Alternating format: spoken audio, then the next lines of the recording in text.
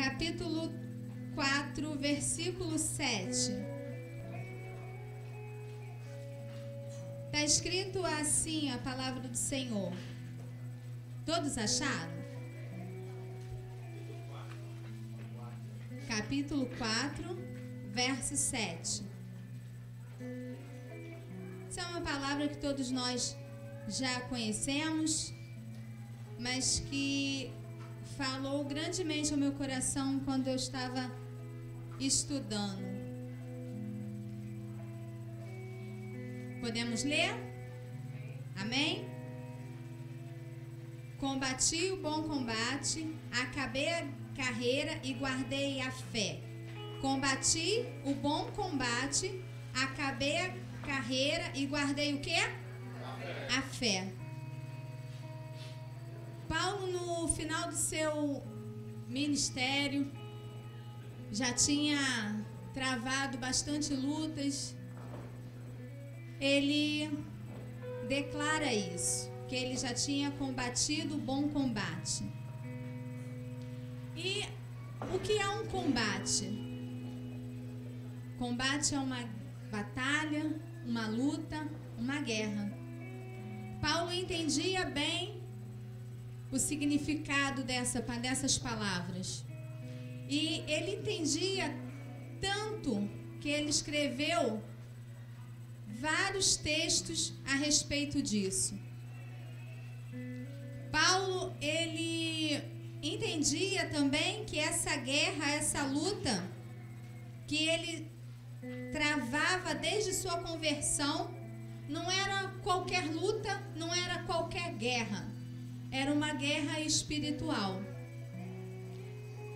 Todos nós hoje travamos lutas e batalhas espirituais.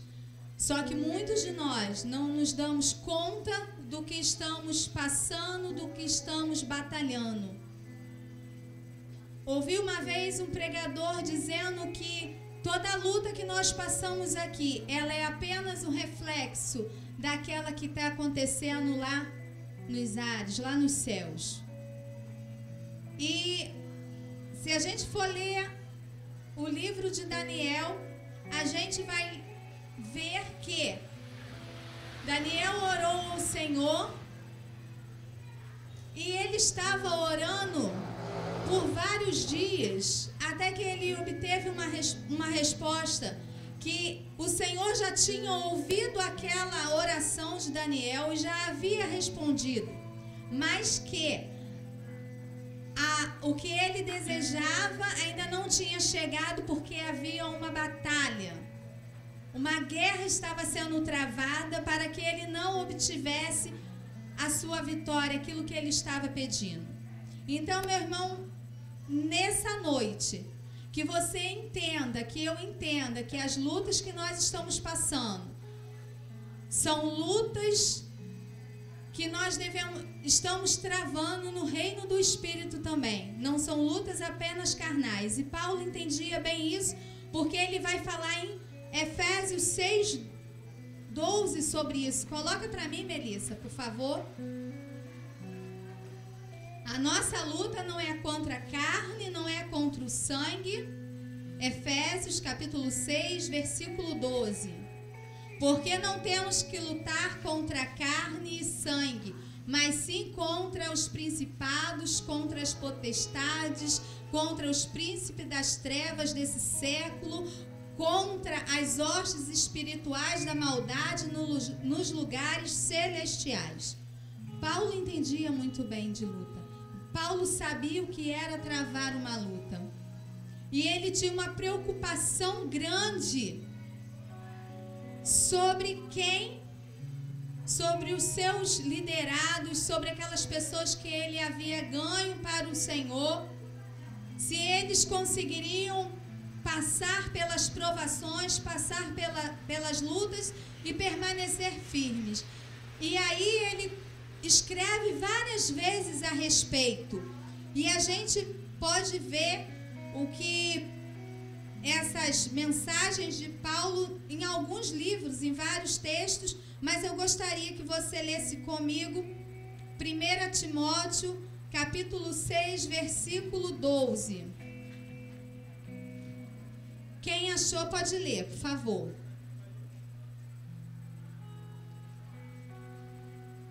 Primeira Timóteo, capítulo 6, versículo 12. A Melissa também está botando ali.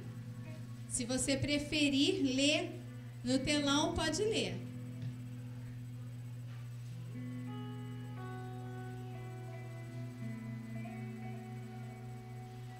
Milita a boa milícia da fé, toma posse da vida eterna, para a qual também foste chamado, tendo já feito boa confissão diante de muitas testemunhas. Amém. Milita a boa milícia da fé, toma posse da vida eterna, para o qual também foste chamado, tendo já feito boa confissão diante de muitas testemunhas. Temos que lutar, sim, as nossas batalhas, as nossas guerras, mas lutar de qualquer maneira não. Lutar com armas e armas espirituais. Se a gente for ler em Efésios, ele vai te dar uma listinha da armadura. Mas eu não quero falar sobre essa armadura. Eu quero falar sobre o combate. Porque a armadura você já conhece, você sabe o que você tem que usar. Vamos lá ler em 2 Coríntios 10, versículo 3 e 2, vai falar algo muito sério a respeito dessa batalha a qual nós enfrentamos. 2 Coríntios, capítulo 10, versículo 3 e 4, vai dizer assim, ó: porque andando na carne, não militamos segundo a carne, porque as armas da nossa milícia não são carnais, mas sim poderosas em Deus para destruição das fortalezas. Destruição de quê? Das fortalezas. Agora, quais são essas fortalezas? Porque nós, às vezes, diante de nós existem fortalezas. Às vezes, diante de nós e dentro de nós existem fortalezas, e fortalezas que devem ser derribadas, devem ser destruídas, porque nos atrapalham a ter uma intimidade maior com o Senhor, atrapalha na nossa caminhada com o Senhor, e o Senhor não quer que essas fortalezas, elas cresçam. Por quê? Se nós não soubermos lidarmos, não destruirmos essas fortalezas dentro de nós, o que acontece é justamente ao contrário. Em vez de elas serem derrubadas, elas vão crescerem mais e mais e vão fazer uma separação total entre nós e o nosso irmão, entre nós e a nossa família, até mesmo entre nós e o nosso Deus. Olha só o versículo 5. Destruindo, voltando no 4, porque as nossas as armas da nossa milícia não são carnais, mas sim poderosas em Deus para destruir são das fortalezas, destruindo os conselhos, toda a altivez que se levanta contra o conhecimento de Deus, e levando cativo pelo entendimento a obediência de Cristo. Fortalezas, orgulhos, sentimentos de mágoa, rancor, tristeza, ódio no coração, às vezes são fortalezas que estão dentro de nós, e nós não estamos nos dando conta, estamos sim às vezes até alimentando, fazendo com que essa fortaleza cresça mais e mais. Ao contrário, devemos pedir a misericórdia do Senhor para nos ajudar a derrubar essas fortalezas. E orgulho é algo também que pode estar crescendo dentro de nós e nos atrapalhando na nossa intimidade, na nossa comunhão com o nosso irmão. Quantas das vezes nós deixamos de fazer algo porque eu já ouvi isso, irmãos. Pastora, olha só, eu queria muito ajudar no departamento ou naquela obra, mas eu não vou ajudar, não. Por quê? Porque fulano tá lá e eu não consigo, eu não me dou bem com fulano. Isso é uma fortaleza que tem que ser destruída. No nosso meio tem que haver um sentimento de unidade, de bondade, de amor, de carinho, de misericórdia, de compaixão para com o outro. Se existe alguma fortaleza nas nossas vidas, que hoje essas fortalezas sejam derribadas, sejam jogadas por terra, em nome de Jesus, e que a nossa mente, toda a nossa obediência seja levada a Cristo Jesus. Amém? Bom,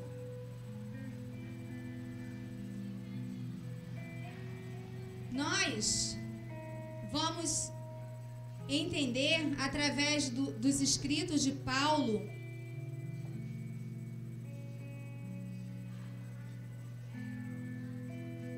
que ele não só ele se preocupava com as pessoas que tinham conhecido a Cristo, mas essa preocupação dele fazia com que ele ensinasse ou passasse algum conhecimento de como as pessoas deveriam lidar com as situações diversas.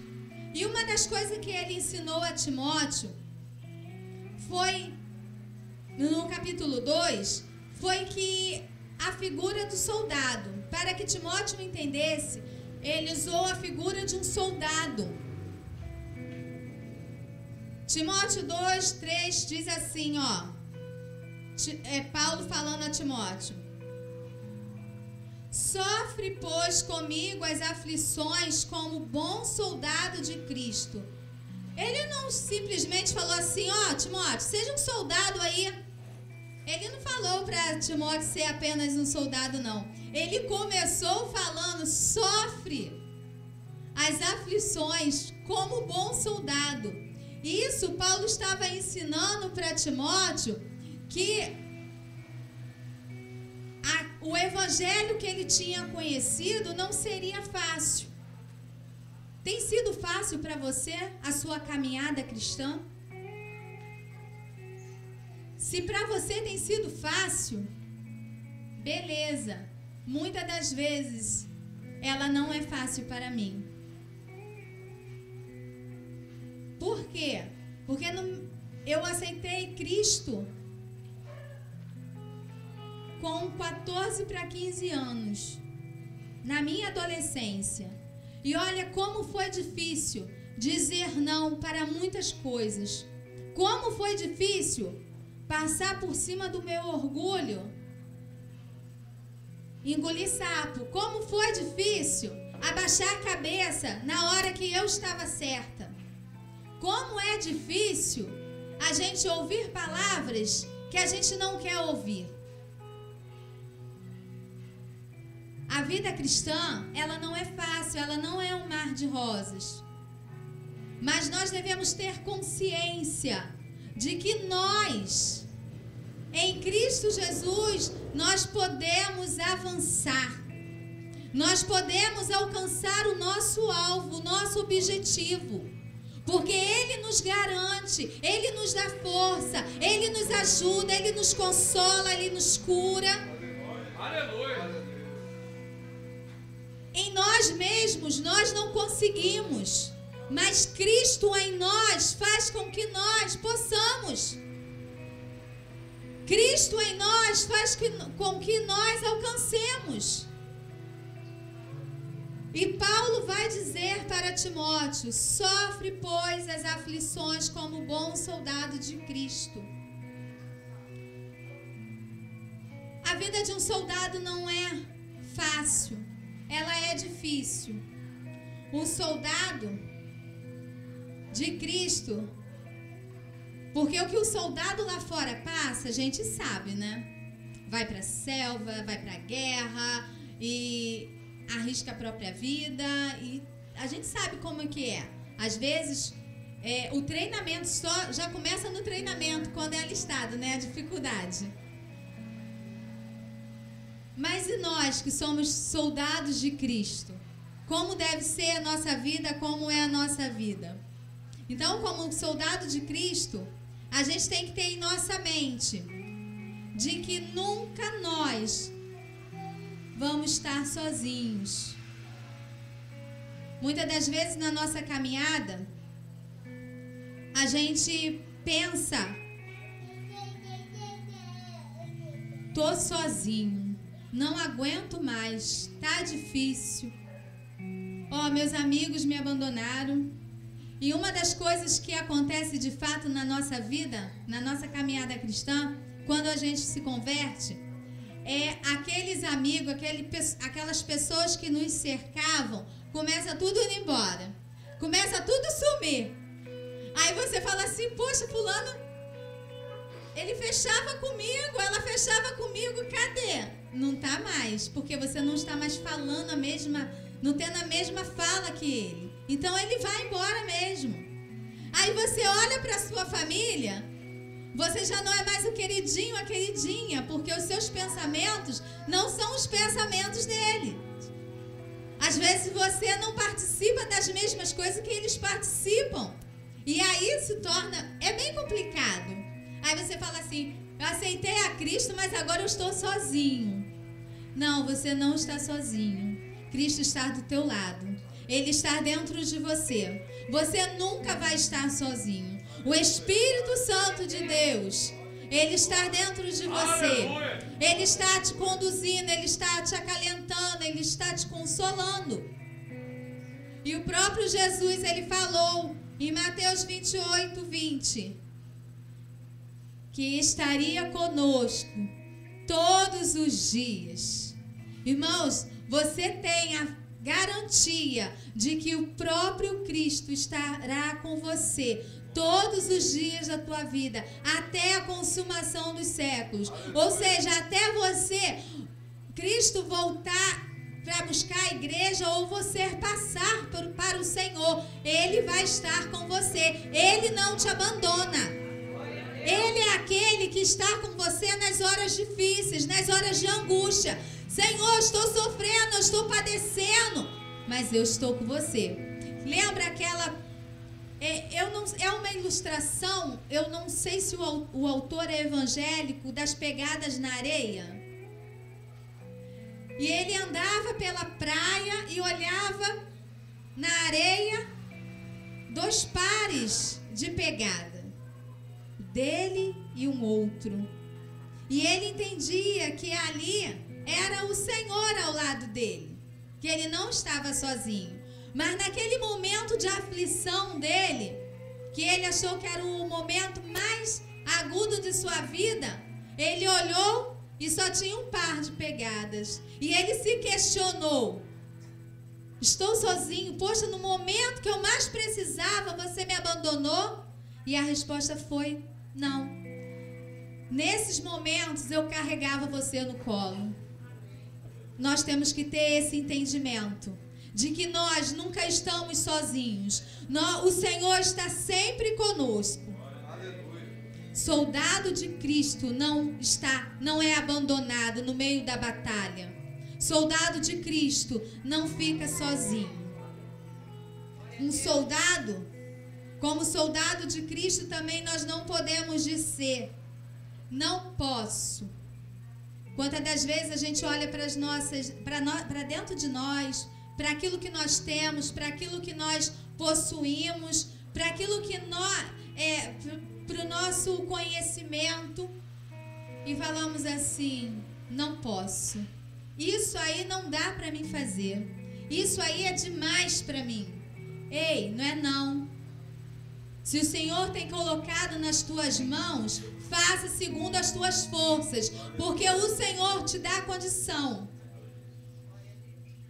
A Bíblia vai dizer, lá em Filipenses 4,13, que tudo posso em quem? Naquele que me fortalece. Ei, você pode. Não existe impossível para você, não. Porque o seu Deus é o Deus do impossível. Creia, peça a Ele, busque a Ele, coloque nas mãos dEle, porque Ele vai fazer acontecer. Talvez seja difícil para mim e para você, mas no Senhor nós podemos, no Senhor nós conseguimos. E eu fui pesquisar um pouquinho sobre um exército, já que eu estaria falando de exército, né? E eu não entendo nada, então desculpe aí, Odilon, se eu falar besteira, tá bom?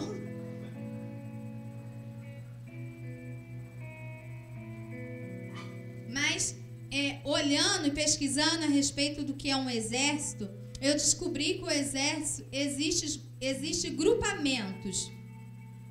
E cada grupamento, ele desenvolve uma área, né? E aí eu anotei alguns aqui, tá?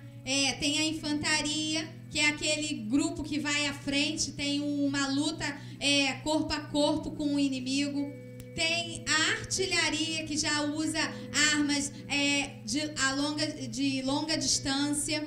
E eu não vou falar os outros não, vou só comentar sobre eles. Tem o regimento motorizado, tem engenharia, tem o de comunicação, tem o grupamento de suprimento, tem o grupamento dos médicos, que é o departamento médico.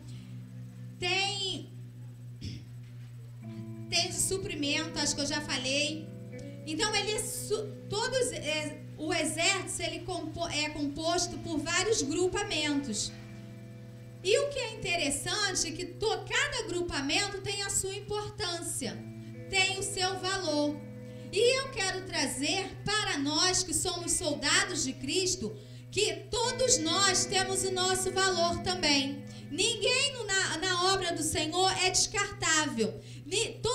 Todos nós temos a nossa importância diante do Senhor. Porque a Bíblia vai nos dizer em João que Deus amou o mundo de tal maneira. Ele amou só a Luciana, a pastora Luciana? Ele amou só a Thelma? Ele amou só a Juliana? Não, ele amou quem? O mundo. Deus, ele não faz acepção de pessoa. Deus, ele chamou a todos.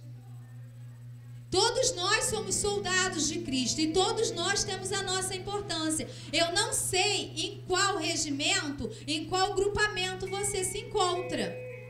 De repente, é o de oração.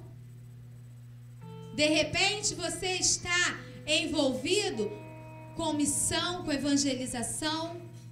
De repente, você faz parte daqueles que nem é visto, mas que está lá intercedendo. De repente, você faz parte da comunicação. E todos são importantes, todos têm o seu papel. E nós temos que entender isso. Davi, ele foi um homem que ele entendia o que era ter um exército. Davi foi um homem que entendia o que era ser unidade. Porque quando a gente fala de exército, a gente não fala do grupamento tal, do grupamento X, Y. A gente fala, é o exército. Seja ele artilharia, infantaria, departamento de médico, de suprimento, é o exército que chega aí, tá vindo aí. E Davi entendia isso. Ele via o seu exército como um. E eu gostaria de levar vocês a ler comigo primeiro livro de Crônicas 11:10.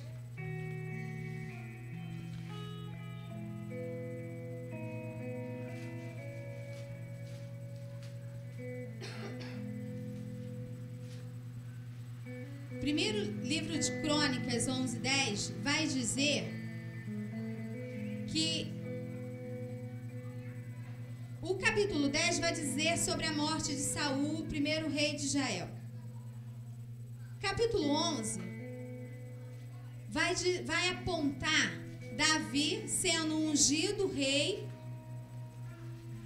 E antes de eu ler o versículo a qual eu falei, eu gostaria de ler o primeiro verso, que é muito interessante, eu acho que serve muito bem para nós. Olha o entendimento que eles tinham de unidade, que aquele povo de Israel tinha de unidade. Então todo o povo de Israel se juntou a Davi em Hebrom, dizendo: eis que somos teus ossos e tua carne.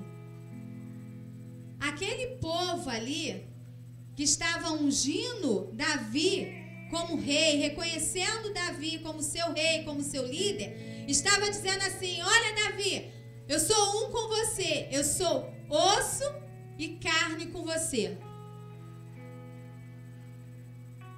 E Davi, ao receber essa fala do povo, ele pega e começa agora a formar o seu exército, a formar o seu grupamento para ir à batalha, para conquistar, para lutar. E aí a gente vai ver, a partir do verso 10, Davi montando o seu exército de soldados valentes. E a gente vê que Davi, de um grande exército, nesse texto a gente vai ver que Davi pega 30 chefes, pega 30 homens para estar à frente de grupamentos. E esses homens, eles se destacaram. Se destacaram pelo quê? Por que eles se destacaram? Porque eles eram homens de confiança de Davi. Ei, Deus tem em você confiança. Ele tem colocado algo tremendo nas tuas mãos. Porque Ele confia que você vai realizar aquilo que Ele determinou para você realizar. Aqueles homens, eles eram de tremenda unidade com Davi. Eles se preocupavam com as batalhas que Davi enfrentava. Eles estavam lado a lado com o Davi. E aí eu trago para nosso momento ao qual nós estamos passando como soldados de Cristo. Nós estamos lado a lado com o nosso pastor. Eu sei que vocês estão e eu louvo a Deus por isso. Aleluia. Eu dou glórias a Deus, porque aqui existem soldados de confiança, pessoas que nós podemos nos apoiar, saber que estão nos auxiliando, estão nos ajudando. Eu glorifico a Deus por isso. Esses homens, Davi sabia: eu posso ir na batalha, eles vão estar comigo, eu não vou estar sozinho. Eu tenho a companhia do Senhor, mas eu também tenho a companhia desses homens valentes. Aqueles homens, eles se dedicavam tanto ao seu rei, que Davi simplesmente esboçou uma vontade de beber água de um outro lugar. 3 dali, daquele grupo, 3 pegaram, se reuniram, foram lá, arriscaram sua vida e trouxeram água para Davi. Eles colocaram sua vida em risco em prol de algo que eles acreditavam, em prol de algo que eles desejavam realizar, em prol. Ei, quantas coisas o Senhor tem desejado, tem posto na nossa frente para realizarmos, e nós temos realizado.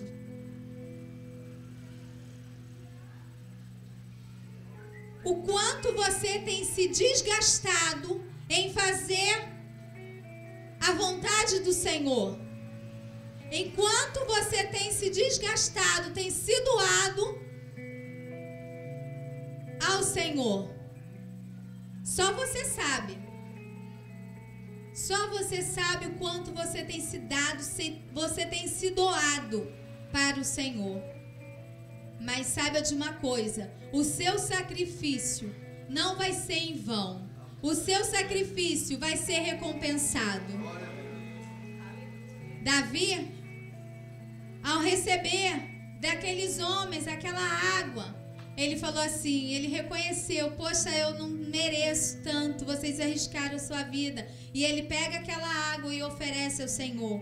Porque na verdade, é o Senhor que merece todo o nosso louvor, toda a nossa adoração, todo o nosso sacrifício. E Davi, ele reconhece isso.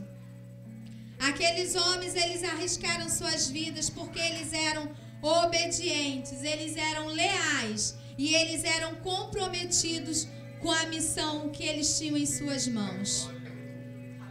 Eu sei que você também é compromissado com a obra do Senhor. Eu sei que você tem se desgastado, mas, ei, você pode ir além? Você pode dar mais um pouquinho de si? Então dê. E se você, de repente, ouvindo essa palavra, você não tem enxergado em si um valente, uma pessoa que tem se desgastado, que tem ombreado junto ao seu pastor, essa é a hora, essa é a noite, é o momento de você se achegar e falar, eu me levanto como um valente. Aleluia! Pode contar comigo. Tempos atrás, nós ouvimos uma mensagem. Eu vou relatar. Eu não... De repente, eu sei que ela vai ficar vermelhinha, mas tudo bem. Olha aí, ó. Nós ouvimos uma mensagem da Juliana pregando aqui. E ela, em um determinado momento, ela falou assim, ei, pastor, você não está sozinho. Nós estamos aqui. Pode contar comigo. Pode contar com a igreja. Pode contar comigo. Ela se colocou na brecha. É isso que nós devemos fazer para com a obra do Senhor. Deus, pode contar comigo. Pode contar comigo. É isso que nós devemos falar para os nossos pastores. Pastores, pode contar comigo. Aqueles homens, eles eram comprometidos com a sua missão. E por eles serem comprometidos com a sua missão, com aquilo que Deus tinha colocado no coração deles, a gente vai ver no livro de 2 Samuel, versículo 23. Capítulo 23, versículo 8. A partir daí, né?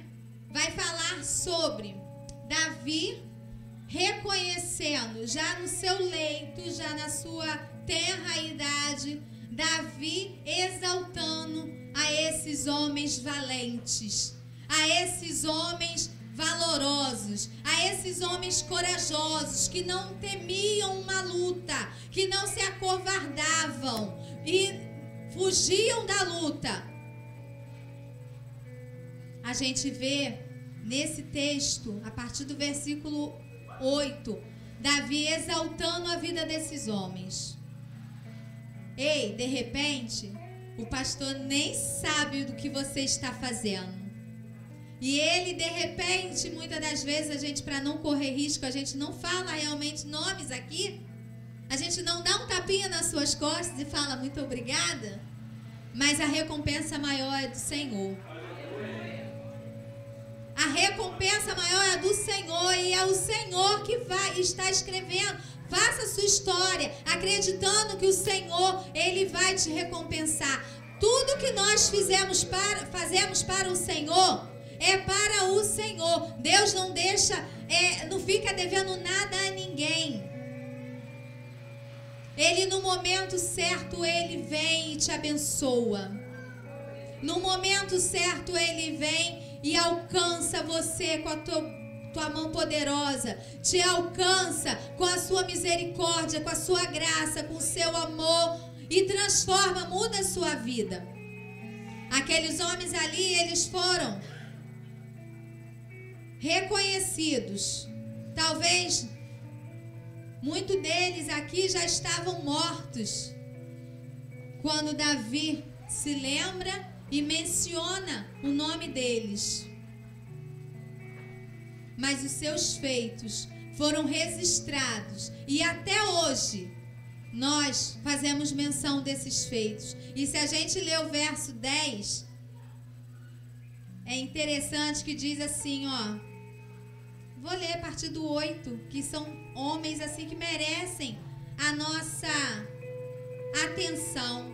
Estes são os nomes dos valentes de Davi, que Davi teve: Josebe, Bazete, filho de Taquenone, o principal dos capitães. Este era Adino, o esmita, que se opusera a 800 e os feriu de uma vez. Depois dele, Eliezer, filho de Dodô, filho de Aoi.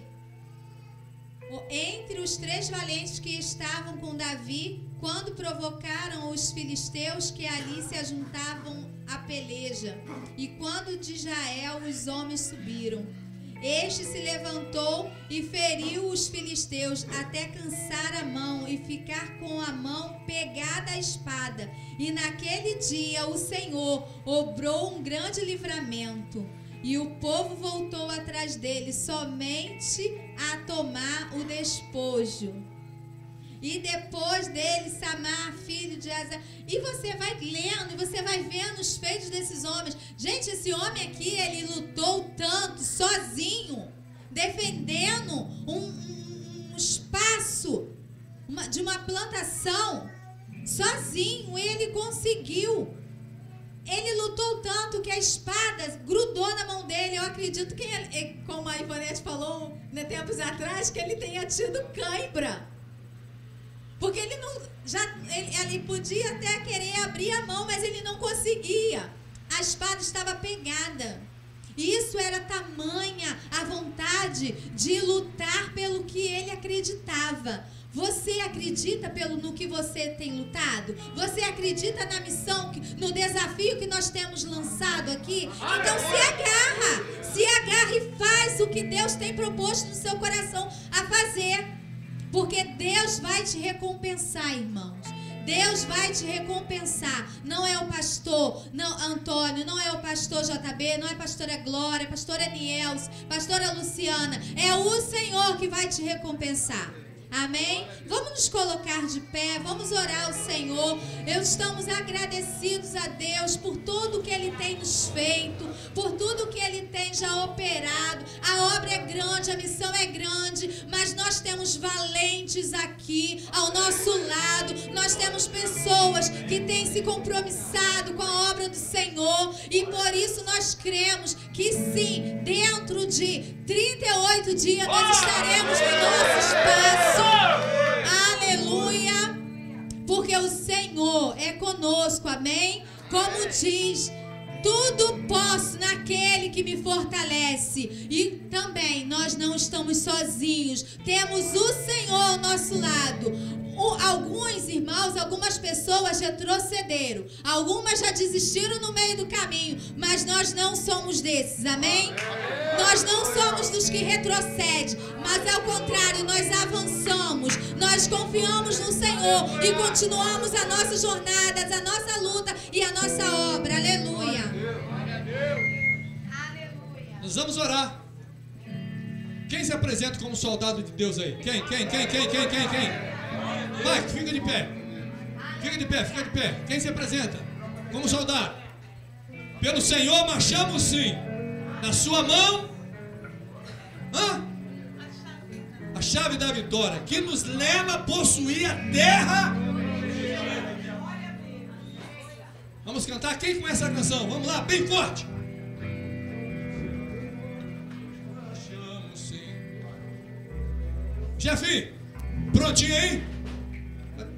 Cadê o Odilon?